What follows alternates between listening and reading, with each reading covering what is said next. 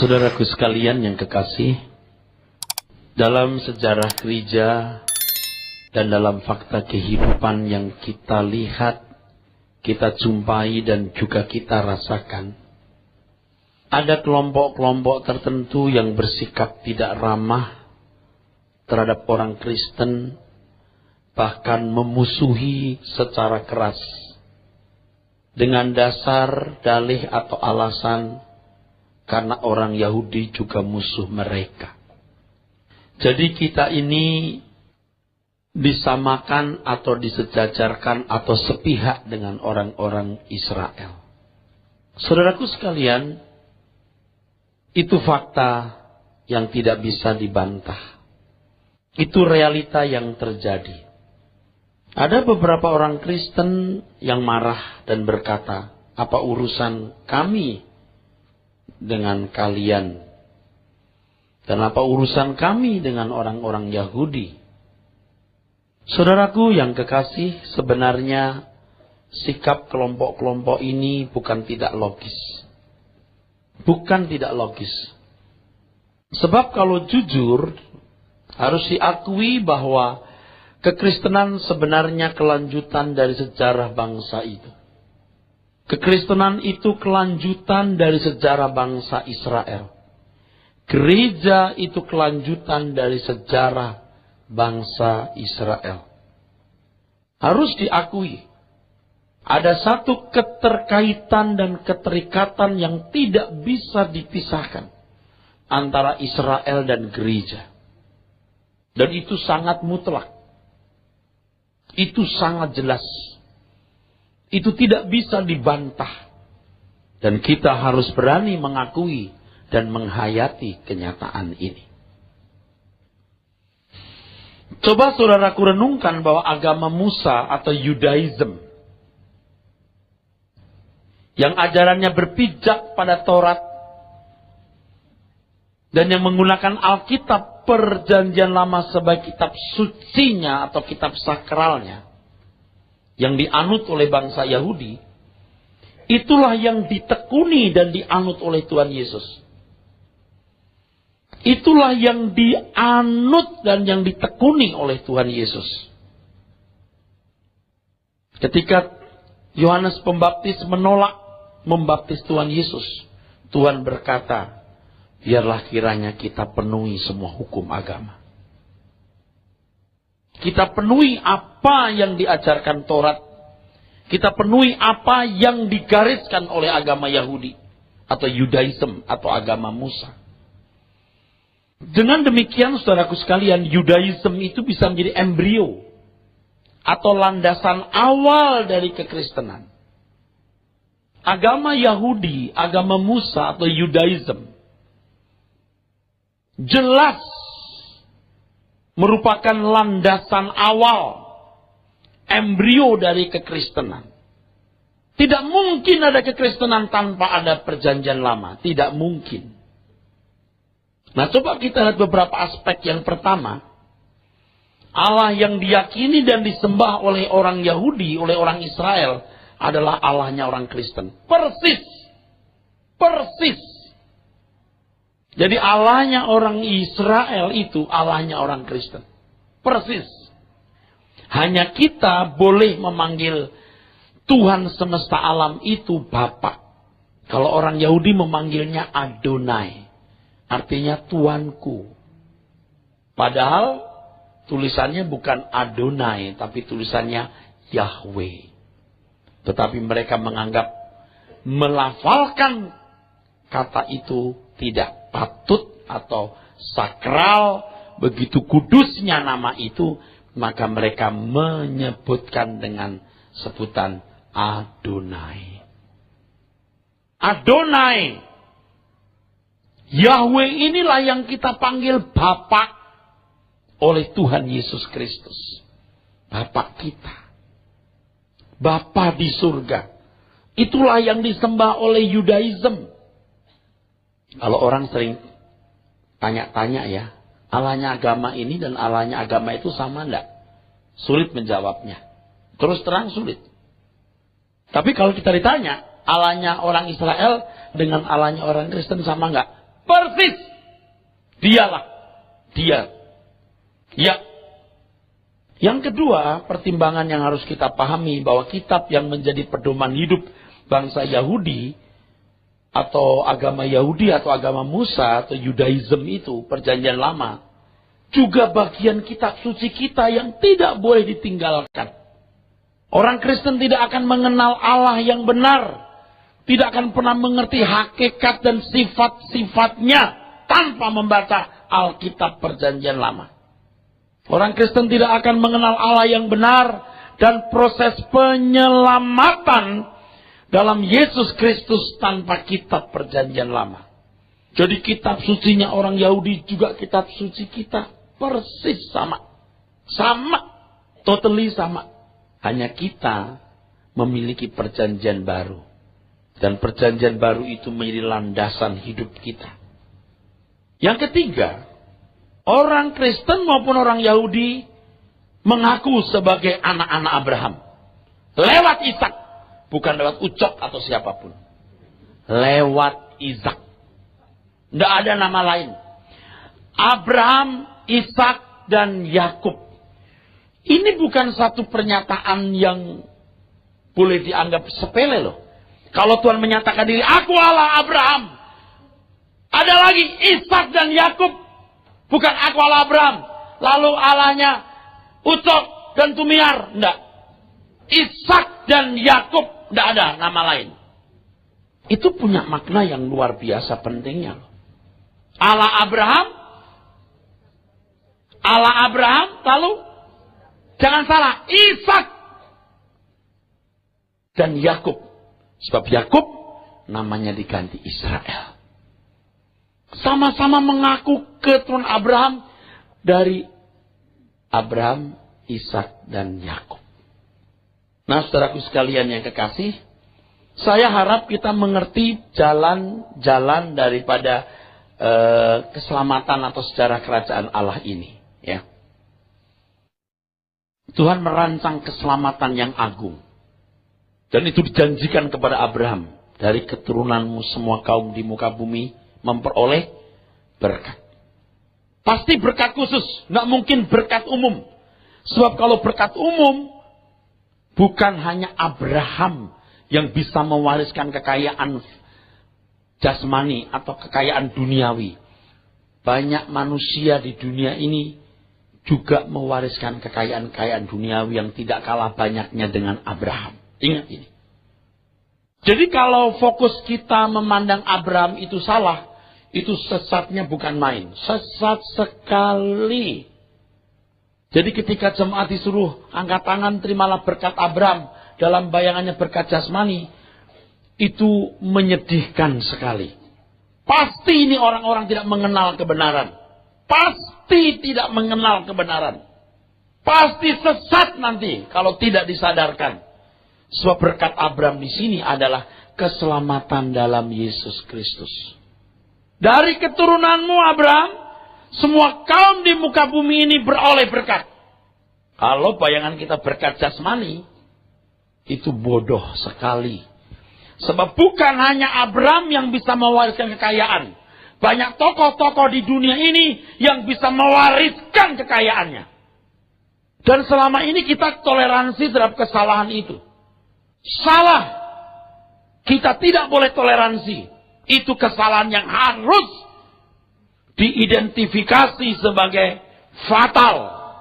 Kenapa fatal? Ikut terus penjelasan saya ini. Tuhan memberikan tanda bahwa setiap anak-anak Abraham harus disunat. Jadi sunat itu, sunat katan, itu sudah didekretkan Tuhan sejak Abraham. Keturunanmu harus disunat. Oleh sebab itu, saudaraku sekalian, sunat yang dilakukan oleh orang-orang Yahudi pada anak-anak mereka pada umur 8 hari, itu mutlak. Begitu pentingnya sunat itu, sampai orang-orang Yahudi menolak menikah dengan orang yang tidak bersunat. Orang yang tidak bersunat itu disejajarkan dengan kafir. Makanya kalau ada orang non-Yahudi mau masuk agama Yudaism, harus disunat. Nah, Ini menjadi kebanggaan bagi bangsa Yahudi. Ya, anak-anak mereka disunat dan mereka berkata, kami bangsa yang bersunat. Kebanggaan atas tanda ini membuat mereka, saudaraku sekalian, lupa bahwa ada berkat yang lebih besar dari sekedar sebuah pengakuan sebagai bangsa pilihan yang dilindungi, dijagai Tuhan. Nah, berkat itu dinantikan oleh raja-raja, oleh nabi-nabi. Itulah sebabnya Tuhan Yesus berkata, raja-raja, nabi-nabi ingin melihat apa yang kamu lihat, ingin mendengar apa yang kamu dengar. Tapi ini untuk kamu. Nah, berkat ini dinanti-nantikan. Berkat ini dinanti-nantikan, saudaraku. Berkat apa itu? Keselamatan dalam Yesus Kristus. Nah, sampai pada zaman penggenapan, Tuhan Yesus lahir. Tuhan Yesus datang. Sejak itu pemisah antara Yahudi, antara Israel dan non-Israel diruntuhkan. Antara Israel dan non-Israel diruntuhkan. Sebab yang non-Israel pun jadi Israel oleh iman. Amin. Saya bisa mengerti ini. Jadi begitu Tuhan Yesus datang, Tuhan memberitakan berita Injil. Ayo, siapa yang menjadi umat Allah? Aku ajarkan kebenaran kepadamu. Ya, Taurat yang disempurnakan. Mari jadi anak-anak Abraham. So, batu-batu pun bisa dipakai jadi anak Abraham, bisa memuji-muji Tuhan. Kamu bisa jadi anak-anak Abraham. Nah, tandanya apa? Kalau orang Israel terlahir sebagai bangsa Yahudi, hari ke-8 disunat, otomatis jadi orang Yahudi. Otomatis jadi Israel. Pertanyaannya, apakah semua orang Kristen otomatis dari Israel? Nih, saya kasih tahu ya. Orang Israel sendiri nih berkata begini, kami keturunan Israel. Kami bukan keturunan Cina. Kami orang-orang yang asli umat pilihan Allah. Lalu Tuhan berkata, enggak. Kelakuanmu tidak menunjukkan kamu anak-anak Abraham. Kami anak Abraham. Enggak. Tuh, Tuhan sendiri berani berkata tidak. Status lahiriahmu tidak menentukan kamu buat pilihan Allah atau tidak. Tidak menentukan kamu buat pilihan Allah atau bukan. Nah, sekarang orang Kristen, orang Yahudi sendiri, tanda lahiriahnya nggak dianggap. Sekarang orang Kristen jadi Kristen, dibaptis, penyerahan anak atau apapun namanya, apakah otomatis jadi umat pilihan Allah? Harus disunat. Tapi saya ingatkan ya, tanda sunat pun bisa nggak dianggap setelah Tuhan Yesus datang dan merobohkan tembok pemisah tersebut. Yang saya katakan semua ada ayatnya, saudara. Kalau kita baca, tidak pulang kita. Jadi yang saya katakan tembok pemisah dirubuhkan, semua ada. Ya. Kalau tanda sunat saja bisa nggak dianggap, apalagi status Kristen kita. Apakah otomatis kita jadi umat pilihan Allah? Enggak. Harus ada tanda lain. Roma, kita buka. Roma pasal 2, ayat 28 dan 29, saudara. Roma 2 ayat 28 dan 29. Sebab yang disebut Yahudi bukanlah orang yang lahiriah Yahudi, dan yang disebut sunat bukanlah sunat yang dilangsungkan secara lahiriah. Tetapi orang Yahudi sejati ialah dia yang tidak nampak keyahudiannya, dan sunat ialah sunat di dalam hati, secara rohani, bukan secara hurufiah. Maka pujian baginya datang bukan dari manusia, melainkan dari Allah. Tadi saya singgung orang Yahudi bangga dengan tanda sunat yang ada padanya. Dia merasa sebagai umat pilihan. Bangga. Ya. Bangga, saudara. Dikatakan dalam firman Tuhan yang baru saja telah kita baca, tidak ada artinya itu. Orang Yahudi punya atribut Judaismnya, atribut-atribut keyahudiannya itu dinampakkan sampai hari ini. Sampai hari ini. Tanda-tanda sebagai orang Yahudi itu dinampakkan. Tetapi dikatakan dalam firman Tuhan tadi, tidak ada artinya itu. Yang penting sunat hati.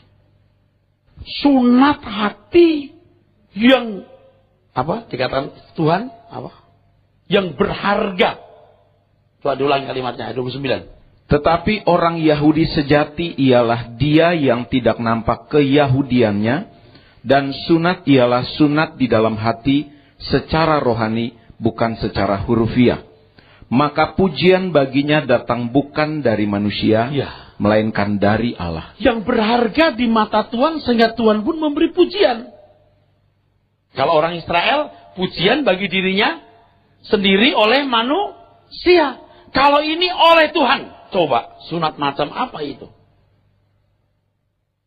Bapak Ibu saudara sekalian. Yuk kita kembali ke 2000 tahun yang lalu ketika Tuhan Yesus datang dan mulai memberitakan Injil. Anggaplah kita baru kali ini mendengar Injil. Anggaplah kita baru kali ini mendengar hal ini. Anggaplah baru kali ini kita mendengar cerita tentang Tuhan Yesus. Ya, jangan diembel-embeli dengan segala sesuatu yang telah diinfuskan dalam pikiran kita. Bayangkan pada waktu itu 2000 tahun yang lalu. Dan kiranya sudah bisa menangkap kebenaran ini. Tuhan datang. Dia berkata kepada Petrus dan teman-temannya, ikut aku. Akan kujadikan kau penjala manusia. Tinggalkan jalannya. Matius, Lewi, pemungut cukai, tinggalkan meja cukaimu. Ikut aku. Saudara melihat bagaimana orang-orang ini menjadi orang-orang yang melawan arus. Yang pada waktu itu Tuhan Yesus dikenal sebagai anak tukang kayu. Yang saudara-saudaranya mereka kenal, yang mama papanya mereka juga kenal. Betapa konyolnya kalau orang-orang ini ikut Tuhan Yesus. Manusia biasa. Dan pada umumnya manusia tidak menghargai manusia lain. Kecuali dia punya kedudukan. Imam besar, keturunan imam. Ini keturunan tukang kayu. Nah, murid-murid Tuhan Yesus ikut. Bisa dibayangkan cemooh orang. Pasti. Ketika orang berkata, terus ayo kita tangkap ikan. Enggak, aku udah gak nangkap ikan lagi. Aku ikut guru dari Nazaret, katanya mau jadi penjala manusia. Oh, gila nih orang. Lewi tinggalkan meja cukainya. Posisi yang dicari orang sebab itu menjanjikan hidup. Lebih gila lagi, Sakius, kepala pemungut cukai. Ini orang-orang gila semua. Yang melawan arus. Yang tidak normal di mata manusia. Saudara pikirkan ya. Sejak mereka ikut Tuhan Yesus itu gak ada senengnya. Secara duniawi loh. Gak ada senengnya. Tapi damai sejahtera yang diberikan Tuhan melampaui segala akal. Itu tidak sama seperti damai yang diberikan dunia. Amin. Oke. Mereka betul-betul terseok-seok, menderita. Ketika Tuhan disalib, syok mereka. Sampai kembali mau jadi apa? Penjara ikan lagi. Tuhan panggil lagi. Setelah Tuhan panggil, mereka wah senang, Tuhan Yesus bangkit rupanya. Tapi tidak lama Tuhan naik ke surga. Mereka dikejar-kejar. Betul? Dikejar-kejar. Sejak itu dikejar-kejar. Seluruh orang Kristen. Tidak ada senangnya. Ada yang lahir sampai mati itu. Tidak ada senangnya. Pikirkan ini. Seolah kita baru kali ini mendengar cerita ini. Jangan ditimpa oleh pikiran yang salah yang telah terbangun dalam diri kita. Sampai tahun 380 Masehi ketika Kaisar Roma mengkristenkan seluruh daerah Roma. Pendeta-pendeta, ya, rahib-rahib Kristen jadi terhormat. Pakai baju-baju yang megah-megah sebagai pemimpin-pemimpin agama. Dewa-dewa, Zeus, Hermes dirubah jadi santo-santa. Ya, seperti kita tahu agama-agama pada umumnya, pemimpin spiritualnya kan terhormat dengan atribut-atributnya kan. Entah topinya gimana, bajunya warna apa, pegang tongkat lah, apalah. Itu yang dikenakan orang Kristen untuk para tokoh-tokohnya. Itu bergulir terus. Abad ke-5, ambruk itu Roma. Ironis, setelah Roma jadi Kristen malah ambruk. Tuh, malah ambruk. Salah dong Kristennya. Kristennya tidak salah, manusianya yang salah. Terus gereja mengalami kesalahan dan penyesatan. Sampai pengampunan dosa saja bisa dibeli pakai surat pengampunan dosa. Namanya indulgensia. Yakin bahwa nanti kalau mati ada api yang menyucikan. Semacam deterjen. Sebelum masuk surga. Martin Luther muncul. Calvin muncul. Zwingli, Melanchthon, dan tokoh-tokoh reformator lain. Gereja dibaharui. Ayo kita kembali ke Alkitab. Sola Scriptura. Sola Fide, hanya karena iman. Yang penting sola gratia, hanya oleh anugerah. Gereja mengalami pembaharuan, tapi tetap. Saudara melihat bagaimana kekristenan yang dirubah jadi agama itu. Dengan seremonialnya. Sampai hari ini. Beberapa gereja di Rusia, gereja Kristen Ortodok, pakai berbagai ritual-ritual. Ada asap semacam kemenyan itu dibakar. Apa itu diajarkan Tuhan Yesus? Saya tidak mencela, saya bertanya saja. Apa maknanya? Terus gereja mengalami perubahan. Dari gereja Protestan, lalu sekarang Pentakosta, karismatik, ada gelombang praise and worship. Yuk kita kembali apa yang diajarkan Tuhan Yesus. Apa sih? Kok jadi berubah begini? Tuhan berkata, kalau ikut aku, kamu kehilangan nyawamu.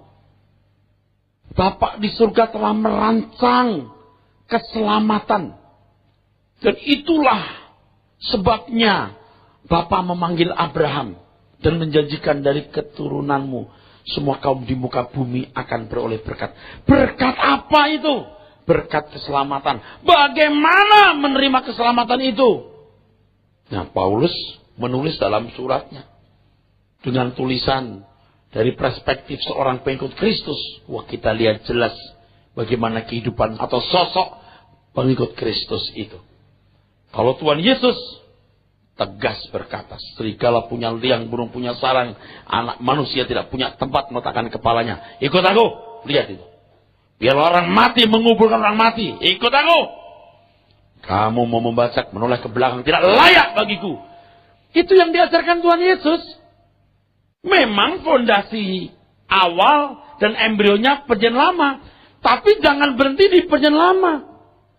Ini wasiat lama yang gugur ketika janji keselamatan digenapi dalam Tuhan Yesus Kristus. Nah, kita ingat sekarang. Saya kembali. Orang-orang yang ikut Tuhan Yesus semua jadi susah. Semua jadi rumit. Disinilah Tuhan mengatakan, barang siapa kehilangan nyawa karena aku, ia beroleh nyawa. Kamu harus rela kehilangan nyawa.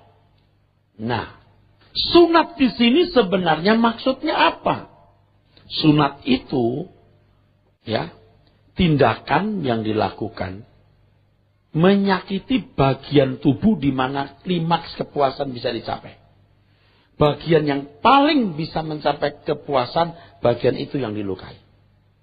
Singkatnya, sunat itu sebenarnya adalah kesediaan kita meninggalkan kenyamanan dunia. Dan semua kita bisa. Anda jadi orang terhormat, Anda jadi orang kaya, Anda jadi orang yang sukses dalam studi, karir. Tetap bisa memikul salib.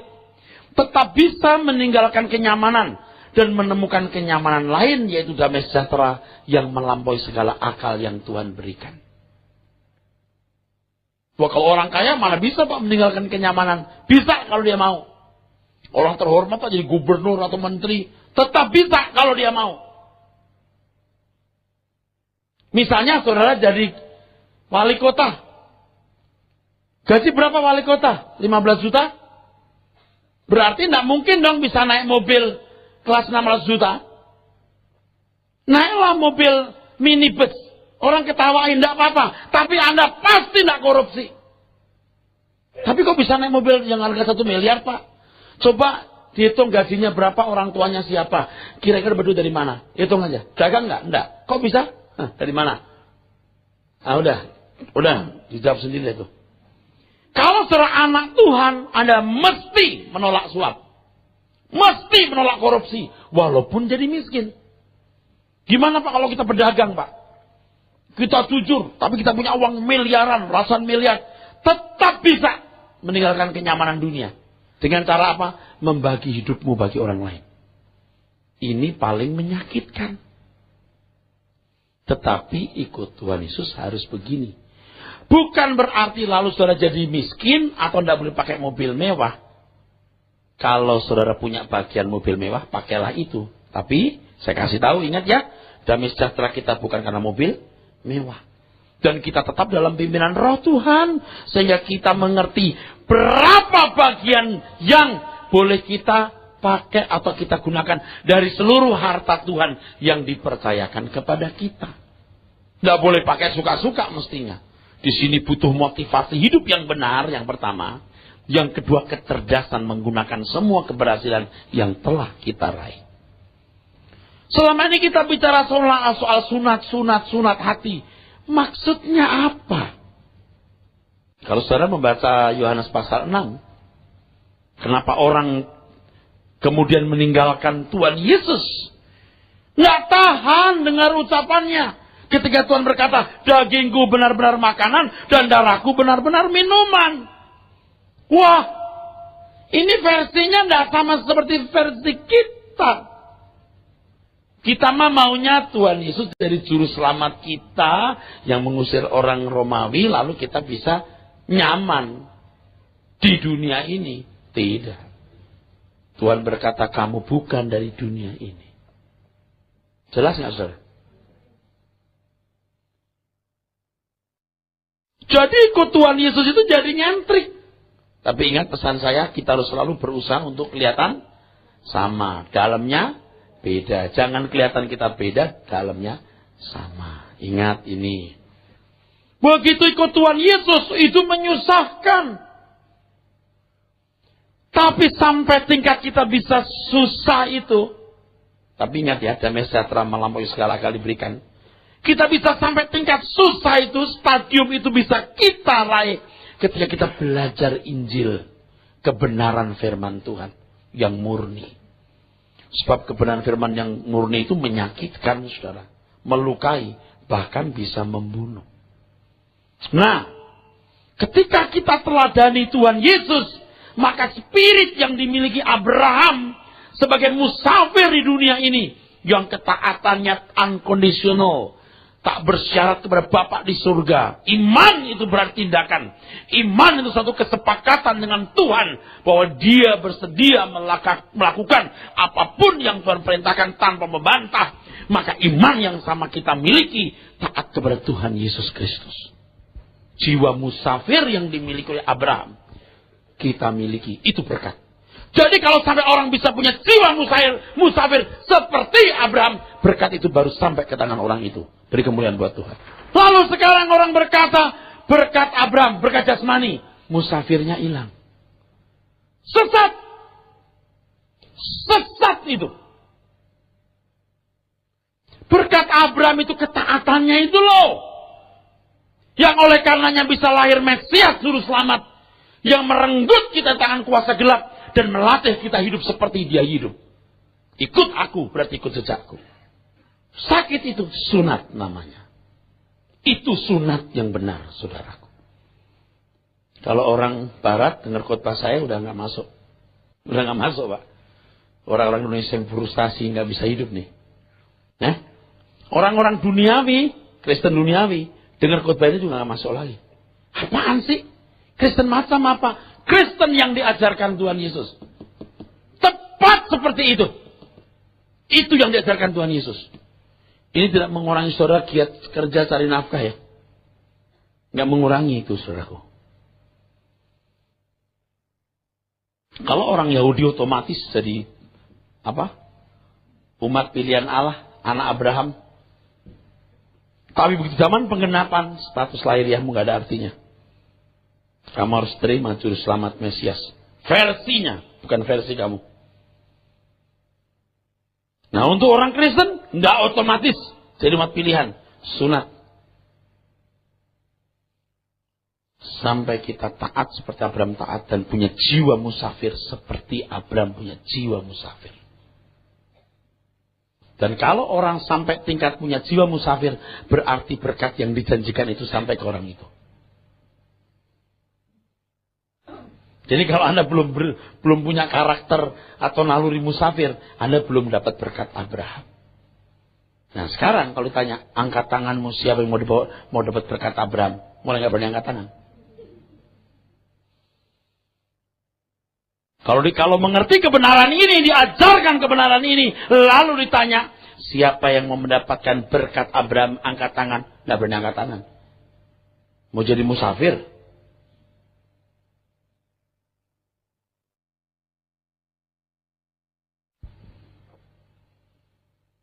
Oleh sebab itu yang dikatakan dalam 1 Petrus 1 ayat 17-18 itu ya. Ayat 17 itu. 1 Petrus 1 ayat 17 mengatakan, kalau kamu memanggil dia Bapa, dia yang tanpa memandang muka, menghakimi semua orang, hendaklah kamu hidup dalam ketakutan selama kamu menumpang di dunia. Kamu musafir. Ayat 18, karena kamu telah ditebus dari cara hidupmu yang sia-sia, yang kamu warisi dari nenek moyang. Jadi kalau selama ini, ayo siapa yang mau dapat berkat Abraham, angkat tangan. Waduh senang banget angkat tangan. Pikirannya itu berkat jasmani. Padahal berkat yang dimaksud oleh Tuhan dalam Kejadian 12 ayat yang ketiga itu, bahwa seluruh kaum di muka bumi akan dapat berkat, itu berkat keselamatan dalam Yesus Kristus. Yang memungkinkan orang bisa hidup seperti Abraham hidup. Abraham itu luar biasa. Sangat luar biasa. Abraham itu musafir asli, musafir lengkap, musafir sempurna. Dilihat dari sosio budaya, dia jadi bangsa nomaden. Bangsa atau suku yang tidak memiliki tempat menetap tetap. Berpindah-pindah. Dilihat dari sudut rohani, Abraham itu hanya merindukan kota yang direncanakan dan dibangun oleh Allah. Dan orang Kristen harus punya karakter sama seperti ini. Dan kalau saudara belajar Injil, mengerti kebenaran, sampai mengembangkan naluri ini, berarti saudara telah menerima berkat Abraham. Saudara jadi anak-anak Abraham, yang nilai hidup saudara luar biasa, unggul tingginya. Jadi, ketika kita berkata, terimalah berkat Abraham, berkat jasmani, sesat. Sesat. Yang telah terima berkat Abraham, ya, seperti murid-murid Tuhan Yesus itu, dan bapak-bapak gereja mula-mula, tidak ada senangnya semua. Semua nggak ada senangnya. Secara manusia, secara pandangan umum, tidak ada senangnya. Hidupnya susah, pikul salib. Kehilangan nyawa. Nyawa itu suke, jiwa. Dalam jiwa ada kehendak, pikiran, perasaan. Ya, dibaharui, ditanggalkan. Sebab pikiran, perasaan, kehendaknya diarahkan kepada Tuhan dan kerajaannya saja. Itulah iman Abraham. Kita baca Ibrani 11. Baca dulu. Ayat 1, ayat 8, 10, 13. Ibrani 11 ayat 1. Iman adalah dasar dari segala sesuatu yang kita harapkan dan bukti dari segala sesuatu yang tidak kita lihat. Ayat 8. Karena iman Abraham taat ketika ia dipanggil untuk berangkat ke negeri yang akan diterimanya menjadi milik pusakanya. Lalu ia berangkat dengan tidak mengetahui tempat yang ia tujui. Apa? Ada sesuatu yang dia harapkan, tidak kelihatan. Apa itu? Tidak tahu. Tapi ada. Dasarnya iman. Buktinya iman. Seperti ini kita miliki tidak hari ini? Kalau kita bangun tidur, mulai kerja sampai sore, kadang-kadang cari sambilan lagi ngurus keluarga. Kalau anak-anak muda sekolah, kuliah, kerja, karir. Itu digerakkan oleh satu semangat. Sesuatu yang dia harapkan. Dasarnya iman. Sesuatu yang tidak dia lihat, buktinya iman. Tindakan-tindakannya itu diarahkan ke sana. Baik kau makan atau minum, lakukan segala sesuatu untuk kemuliaan Allah. Ini kehidupan orang Kristen yang normal nih saudara. Direnggut hidupnya untuk Tuhan. Demi rencana keselamatan Allah dalam Yesus Kristus, Abraham itu harus meninggalkan Ur Kasdim. Harus kehilangan dirinya. Begitu keluar Ur Kasdim, masuk peti aja. Masuk peti mati dia. Udah. Tidak punya kesenangan lagi. Suruh pergi ke negeri yang dia nggak tahu. Dia lakukan itu. Itu iman. Anda punya iman seperti ini nggak? Begitu bangun tidur sampai tidur lagi. Dari hari ke hari, minggu ke minggu, bulan ke bulan, tahun ke tahun. Ada sesuatu yang Anda harapkan. Nggak kelihatan. Buktinya iman. Apa itu? Untuk sampai ke situ kan sudah belajar Injil. Sampai bisa menuruti apa yang Tuhan katakan. Sampai bisa menuruti apa yang Tuhan Yesus katakan. Jangan kumpulkan harta di bumi. Kumpulkan harta di surga. Itu bisa di situ. Kristen yang benar itu begini nih. Ayat 10. Sebab ia menanti-nantikan kota yang mempunyai dasar yang direncanakan dan dibangun oleh Allah. Tapi kan, saudara bisa bayangkan, itu kan kayak omong kosong, bullshit ada. Omong kosong, nyari apa kamu? Nah sekarang orang harus sampai tanya gini, nyari apa kamu? Nah kan banyak orang yang nyari apa kamu? Berkat Allah kita heran dan besar. Kelihatannya baik itu, tapi rusak. Ingat ya, Iblis berkata, kau makan buah ini kamu menjadi seperti Allah. Wah itu kata saya renungkan hebat. Hebat. Memang menjadi seperti Allah. Tahu apa yang baik, tahu apa yang jahat. Tetapi kehendaknya tertuju kepada kejahatan. Kenikmatan untuk menikmati apa yang jahat. Sekarang juga begitu. Kamu jangan makan buah ini. Percintaan dunia. Kalau kamu sudah menikmati, tertandui, tahu nikmatnya, nggak bisa balik, mati kamu. Itu masalahnya. Makanlah pohon kehidupan. Dan banyak buah lain yang boleh kamu makan kok. Tapi yang satu ini jangan, percintaan dunia, jangan. Kamu tahu apa yang baik dan jahat, dan kamu akan cenderung kepada keinginan itu terus menerus. Keinginan daging, keinginan mata, dan keangkuhan hidup. Iblis itu punya Injil. Injil versinya The Salvation of Satan. Kabar baik dari setan. Oh, pantesan dilarang Tuhan. Karena kalau aku makan seperti Allah sih. Dia lihat menarik juga. Sedap kelihatannya. Oh, sedap untuk dimakan. Menarik kelihatannya. Makan, mati dia. Apa saudara pikir dunia ini tidak menarik? Punya duit banyak, hotel mewah, mobil bagus, terhormat. Apa nggak enak? Kan banyak orang Pentakosta bilang, itu nggak ada artinya. Lu belum pernah masuk ke sana. Orang karismatik dulu kan, kerja kecil-kecil, miskin-miskin. Nggak ada artinya dunia ini. Sekarang gereja-gereja karismatik kaya-kaya. Kalau dulu kan, oh Yerusalem kota mulia, hatiku rindu ke sana. Sekarang diganti, ku mau di sini. Udah tahu nikmatnya. Sekarang bagaimana Anda disunat, kenikmatan itu ditanggalkan. Oh itu udah gampang. Udah gampang. Ayat 13. Dalam iman mereka semua ini telah mati sebagai orang-orang yang tidak memperoleh apa yang dijanjikan itu. Tetapi yang hanya dari jauh melihatnya dan melambai-lambai kepadanya, dan yang mengakui bahwa mereka adalah orang asing dan pendatang di bumi ini. Tuh, jiwa musafirnya. Terus. Sebab mereka yang berkata demikian menyatakan bahwa mereka dengan rindu mencari suatu tanah air. Dan kalau sekiranya dalam hal itu mereka ingat akan tanah asal yang telah mereka tinggalkan, maka mereka cukup mempunyai kesempatan untuk pulang ke situ. Tetapi sekarang mereka merindukan tanah air yang lebih baik, yaitu satu tanah air sorgawi. Sebab itu Allah tidak malu disebut Allah mereka, karena ia telah mempersiapkan sebuah kota bagi mereka. Saudara, yang menyedihkan hari ini, kebenaran firman seperti ini justru dilupakan. Tuhan mau diadu dengan orang dunia. Tuhan kita heran, ajaib. juga dahsyat. Nih, bisa menyembuhkan. Nih, bisa memberkati. Diadu. Kesaksian-kesaksian yang kita sampaikan itu sering disampaikan banyak orang. Mau ini, kita lebih unggul ya, punya keunggulan, supremasi kita lebih. Jujur ngomong ya, berapa persen orang jadi Kristen yang benar lewat mujizat? Berapa banyak? Ada nggak orang non-Kristen bilang begini, ternyata Allahnya orang Kristen lebih hebat ya daripada Allah kita. Berapa banyak yang begitu? Ada orang-orang non-Kristen yang memang sakitnya sembuh-sembuh, tidak melihat mujizat dari Allah mereka, didoakan orang Kristen sembuh. Ada. Berapa persen itu?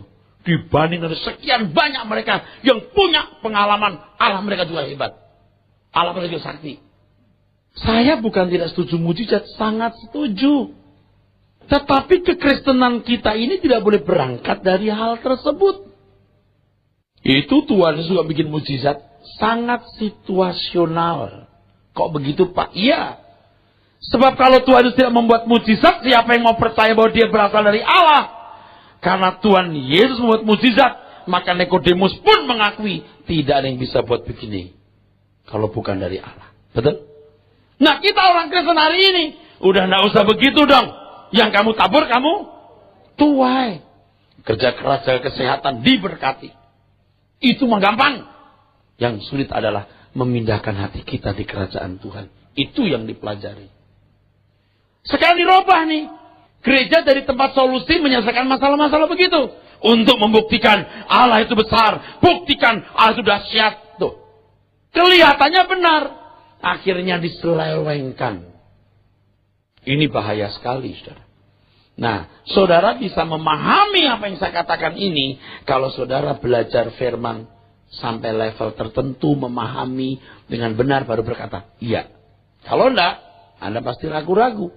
Alkitab mengatakan, sebab bersunat atau tidak bersunat tidak ada artinya, tetapi menjadi ciptaan baru itulah yang ada artinya. Pertanyaannya, apakah berkat jasmani? Apakah tanda ajaib? Apakah mujizat yang dialami seorang memampukan dia, menjadikan dia ciptaan baru?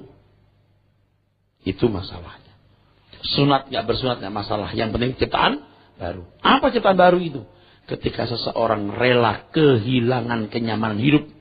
Ketika fokus hidupnya ditujukan ke kerajaan surga sehingga naluri musafirnya berkembang, menguasai hidupnya. Itulah berkat Abraham yang dijanjikan Tuhan.